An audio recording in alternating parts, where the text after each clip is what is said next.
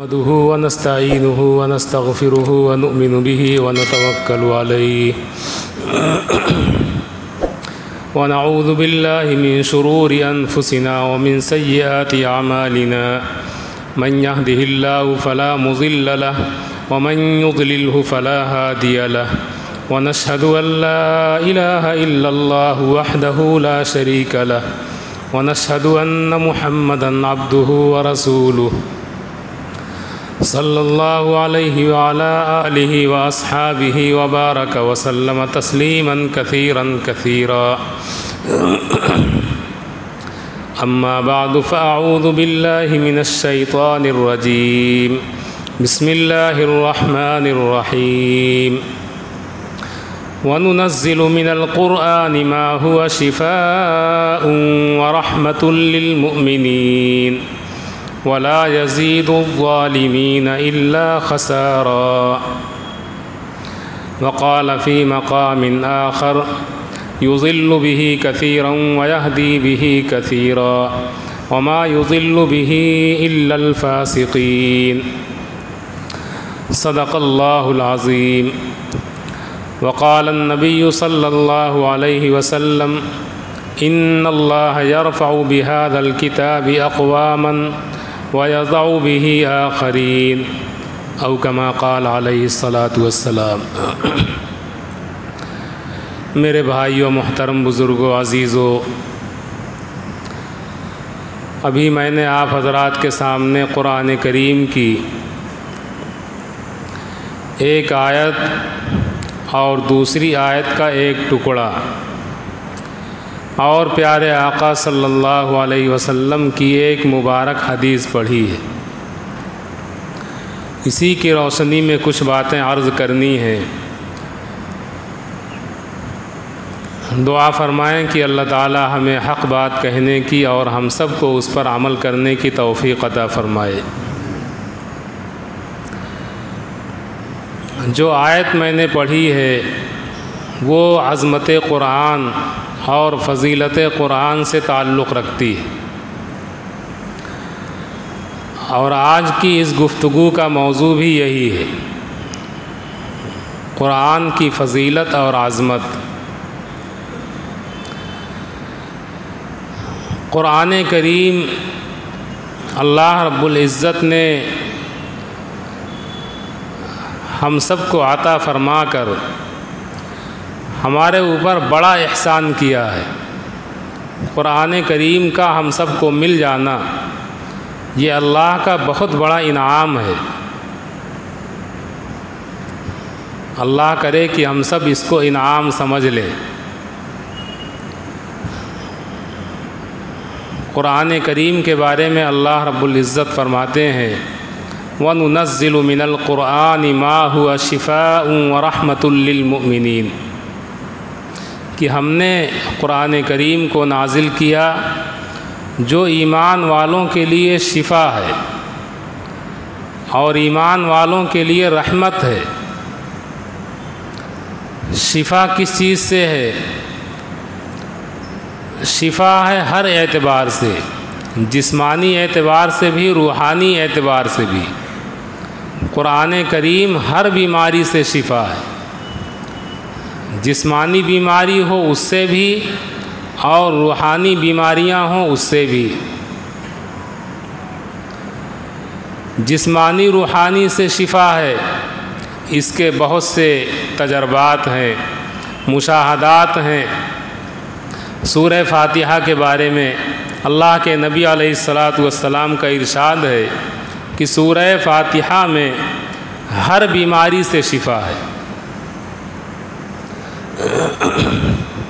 چنانچہ اس سورت کا نام سورہ شافیہ بھی ہے۔ اس سورت کے کئی نام ہیں، ان میں سے ایک نام یہ بھی ہے شفا دینے والی سورت۔ اور جسمانی بیماریاں تو بہت معمولی ہیں، جسمانی بیماریاں بہت معمولی درجے کی چیزیں ہیں۔ جسمانی بیماریوں کا زیادہ سے زیادہ اثر یہ ہو سکتا ہے کہ انسان مر جائے، وہ بیماریاں انسان کو موت تک پہنچا دے۔ جسمانی بیماریوں کا زیادہ سے زیادہ اثر یہی ہے، لیکن جو اصل بیماری ہے روحانی بیماری، روحانی بیماریاں، حسد ہے، کینہ ہے، بغض ہے، عداوت ہے، گناہوں کے جذبات کا آنا ہے، گناہوں کے خیالات کا ہونا ہے، یہ روحانی بیماریاں ہیں۔ نیکیوں کی طرف سے طبیعت میں نفرت پیدا ہو، گناہوں کی طرف لگاؤ ہو، نیکیوں سے وحشت ہو اور معاصی سے انسیت ہو، یہ روحانی بیماریاں ہیں۔ تو ان بیماریوں سے بھی قرآن کریم میں شفا ہے۔ ایک حدیث پاک میں اللہ کے نبی علیہ الصلاۃ والسلام کا ارشاد ہے، ان هذه القلوب تصدع كما يصدع الحديد اذا اصابه الماء قيل يا رسول الله وما هي جلاؤها قال كثرة ذكر الموت وتلاوة القرآن۔ اللہ کے نبی کا ارشاد ہے کہ دلوں کو بھی زنگ لگتا ہے، جس طرح لوہے کو زنگ لگتا ہے اسی طرح دلوں کو بھی زنگ لگ جاتا ہے۔ صحابہ نے عرض کیا یا رسول اللہ وما ہی جلاؤها، کہ پھر یہ دل صاف کیسے ہوں گے؟ لوہے میں زنگ لگ جائے تو اس کو صاف کرنے کا طریقہ تو ہم جانتے ہیں کہ اس کو آگ کی بھٹی میں پکایا جائے، تپایا جائے تو زنگ دور ہو جاتا ہے، لیکن دلوں کا زنگ کیسے دور ہو؟ اللہ کے نبی علیہ الصلاۃ والسلام نے فرمایا کثرت ذکر الموت و تلاوت القرآن، کہ موت کو کثرت سے یاد کرنا اور قرآن کریم کی تلاوت کرنا یہ دلوں کے زنگ کو دور کر دیتا ہے۔ تو یہ میرے بھائیوں بزرگوں روحانی بیماریوں سے شفا ہے، کہ دل کے اندر جو بیماریاں ہیں روحانی بیماریاں، قرآن کریم کی تلاوت کا اگر اہتمام کیا جائے تو اس تلاوت کے اہتمام کی وجہ سے روحانی بیماریوں سے ہمیں شفا ملے گی۔ اللہ ہم سب کو تلاوت کرنے والا بنائے۔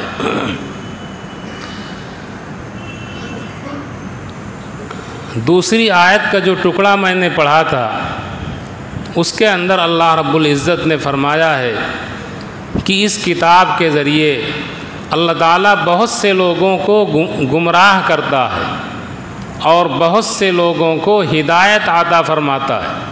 یضل بہ کثیرا ویہدی بہ کثیرا،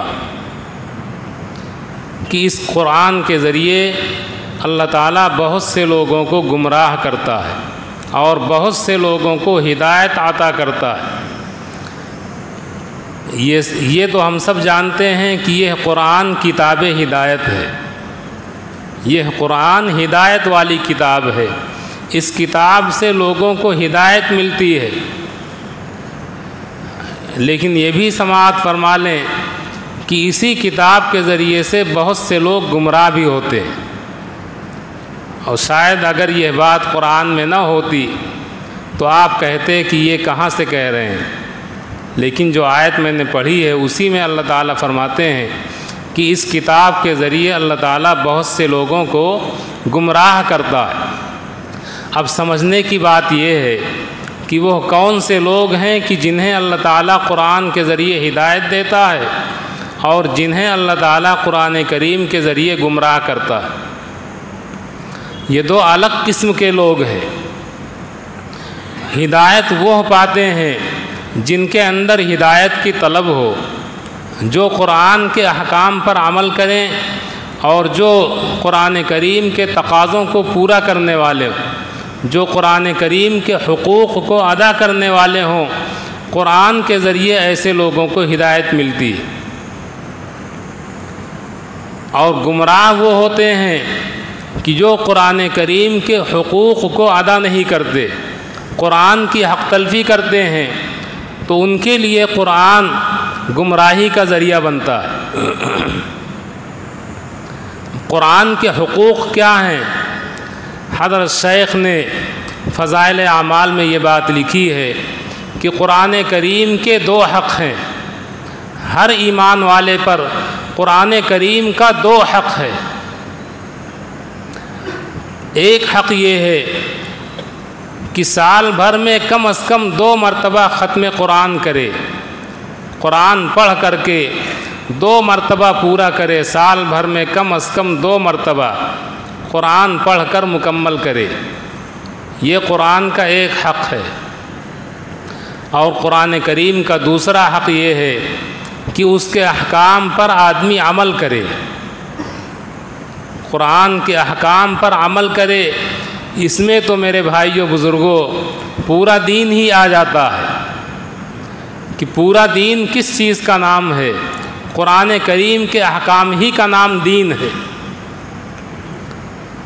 تو یہ 2 حق ہیں۔ اب ہم سب اپنے اپنے بارے میں غور فرما لیں کہ ہم قرآن کریم کے حق کو ادا کر رہے ہیں یا نہیں کر رہے ہیں۔ افسوس ہے کہ اکثر مسلمان ایسے ہیں، اکثر ایمان والے ایسے ہیں کہ جو قرآن کریم کے حقوق کو ادا کرنے میں سستی اور کاہلی کرتے ہیں۔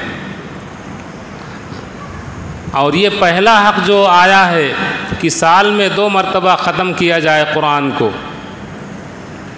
تو یہ تو بہت آسان ہے۔ اگر انسان روزانہ ڈیلی اگر 1.5 رکوع پڑھ لیا کرے، 1.5 یا 2 رکوع آئے گا، اگر صرف اتنا روزانہ پڑھے تو بھی سال بھر میں 2 قرآن کریم مکمل ہو جائے۔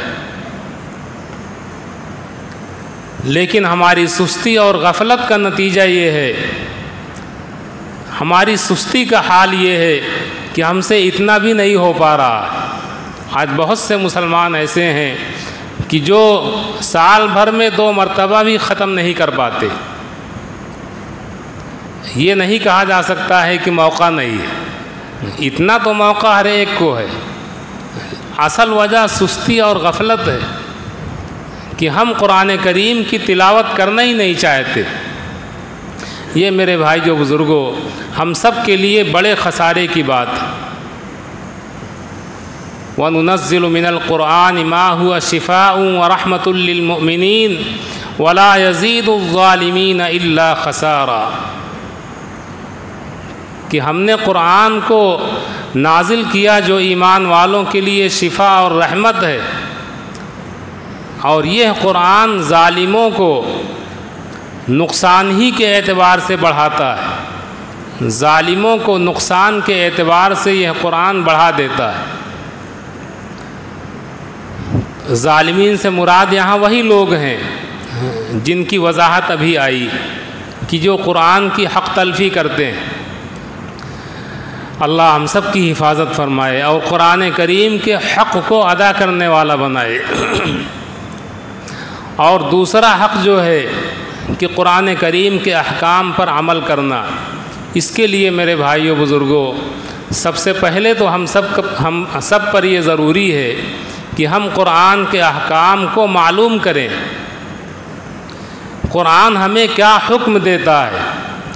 ظاہر سی بات ہے کہ ہم عجمی لوگ ہیں، قرآن کریم کو پڑھ کر کے اس کو سمجھ نہیں سکتے ہیں۔ قرآن کریم ہم سے کیا کہتا ہے، اللہ ہمیں قرآن کے ذریعے کیا حکم دیتے ہیں، قرآن پڑھ کر ہم اس کو سمجھ نہیں سکتے ہیں۔ اس لیے ہمیں علماء کی ضرورت ہے۔ یہ ہماری اپنی ذمہ داری ہے کہ ہم علماء کرام سے تعلق رکھیں، ان کے پاس اٹھنا بیٹھنا کریں اور ان سے دین کی باتیں معلوم کریں۔ جہاں کسی مسئلے میں ہمیں شک ہو، تردد ہو، یہ ہماری ذمہ داری ہے کہ ہم علماء کرام سے رجوع کر کے ان سے اس مسئلے کو حل کریں، اس کا حکم معلوم کر کے اس پر عمل کریں۔ بہت سے مسائل ایسے ہیں کہ انسان اس کو پوچھنے کی ضرورت نہیں سمجھتا ہے۔ ابھی 2 دن پہلے میں ممبئی میں تھا تو پہلی مرتبہ میرے سامنے ایک مسئلہ آیا اور یہاں آ کر کے پتہ چلا کہ یہ تو خوب رائج ہے، حالانکہ ہمارے یہاں ایسی بات نہیں تھی، پہلے تو ہم نے سنا بھی نہیں تھا۔ ہیوی ڈپوزٹ سنے ہوں گے آپ لوگ، جانتے ہوں گے ہیوی ڈپوزٹ۔ اب اس کی تفصیل آپ حضرات جانتے ہیں، شہر میں رہتے ہیں۔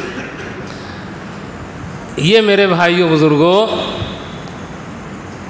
یہ کیا ہے ہیوی ڈپوزٹ، جس میں یہ ہوتا ہے کہ 10-20 لاکھ آدمی یکمشت دے کر کے کسی کا روم یا دکان اپنے انڈر میں لے لے، اور پھر 1 سال 2 سال جب تک وہ لینے والا اس کی رقم واپس نہ کر دے، تب تک یہ روم اس کے انڈر میں رہتا ہے، اس کے قبضے میں رہے گا۔ اس کو ماہانہ کوئی کرایہ نہیں دینا ہے۔